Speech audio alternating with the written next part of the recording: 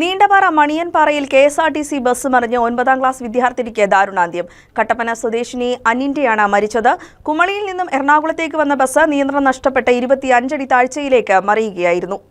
കുമളിയിൽ നിന്ന് എറണാകുളത്തേക്ക് വരും വഴിയാണ് KSRTC ബസ് അപകടത്തിൽപ്പെട്ടത്. പിൻഭാഗം തിട്ടിലിടിച്ചതിനെ തുടർന്ന് നിയന്ത്രണം നഷ്ടപ്പെട്ട ബസ് 25 അടിയോളം താഴ്ചയിലേക്ക് മറിയുകയായിരുന്നു. സംഭവത്തിൽ കട്ടപ്പന കീരിത്തോട് സ്വദേശിനി 14 വയസ്സുകാരി അനീറ്റയാണ് മരിച്ചത്.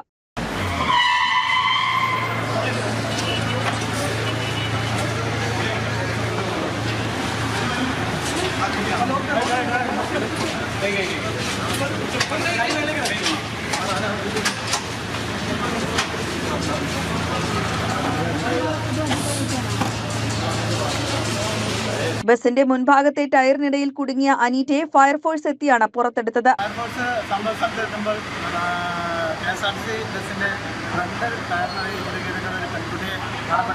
ഉടനടി ഹൈഡ്രോ ഉപയോഗിച്ച് ഉയർത്തി പൾസ് ഉണ്ടായിരുന്നതിനാൽ ഹോസ്പിറ്റലിൽ അവളെ എത്തിക്കുകയും ചെയ്തിട്ടുണ്ട്. ഡോക്ടർമാർ പരിശോധിച്ച് ചെറിയൊരു പൾസ് ഉണ്ടെന്നാണ് അറിഞ്ഞത്. കുട്ടി രക്ഷപ്പെടുന്ന വിചാരിക്കുന്നു. എല്ലാ ഇതിലും സഹകരണ പോലീസും തഹസീൽദാരും നാട്ടുകാരും സംയുക്തമായാണ് ഈ രക്ഷാപ്രവർത്തനത്തിൽ പങ്കെടുത്തത്.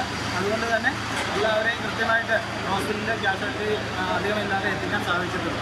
കുട്ടിക്കൊപ്പം അമ്മയും ഉണ്ടായിരുന്നു. ബസ്സിൽ 25ഓളം യാത്രക്കാരാണ് ഉണ്ടായിരുന്നത്. പരിക്കേറ്റവരെ മറ്റൊരു KSRTC ബസ്സിൽ കോതമംഗലത്തെ സ്വകാര്യ ആശുപത്രികളിൽ പ്രവേശിപ്പിച്ചു. നാട്ടുകാരും ഫയർഫോഴ്സും ചേർന്നാണ് രക്ഷാപ്രവർത്തനം നടത്തിയത്.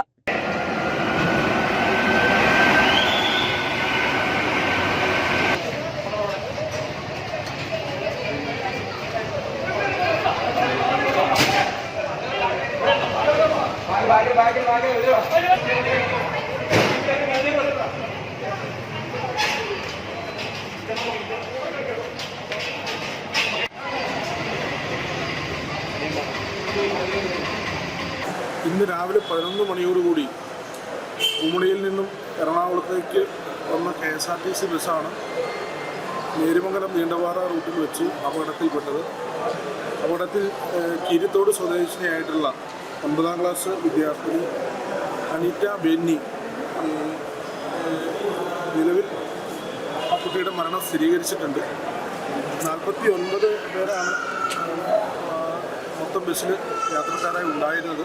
അതിൽ 19 പേർക്ക്, കുട്ടി ഉൾപ്പെടെ 19 പേരെയാണ് കോതമംഗലത്ത് SOS ധർമ്മേരി ആശുപത്രികളിലായിട്ട് എത്തിച്ചിട്ടുള്ളത്. കുട്ടിയുടെ മരണം ഇപ്പോൾ സ്ഥിരീകരിച്ചിട്ടുണ്ട്. ഇപ്പോൾ പരിക്കേറ്റവരെ 2 ആശുപത്രികളിലായിട്ടാണ് അവരുടെ ചികിത്സ ക്രമീകരിച്ചിട്ടുള്ളത്. ഇവിടെ എത്തിയിട്ടുള്ള അവരെ സംബന്ധിച്ച് ഡോക്ടർമാർ സൂചിപ്പിക്കുന്നത് മറ്റ് ഗുരുതരമായ പരിക്കുകളില്ല. ഒരു അപകടത്തിൻ്റെ ഭാഗമായി ഉണ്ടായ ചെറിയ ചതവ് അല്ലെങ്കിൽ അത്തരത്തിലുള്ള ചെറിയ ചെറിയ പരിക്കുകളാണ് മറ്റുള്ളവരെ സംബന്ധിച്ച് ഇപ്പോൾ ഡോക്ടർമാർ സ്ഥിരീകരിച്ചിട്ടുള്ളത്. കുട്ടിയുടെ ബന്ധുക്കളടക്കം റിലേറ്റീവ്സ് ഇപ്പോൾ ആശുപത്രിയിൽ എത്തിയിട്ടുണ്ട്. News desk KCV news.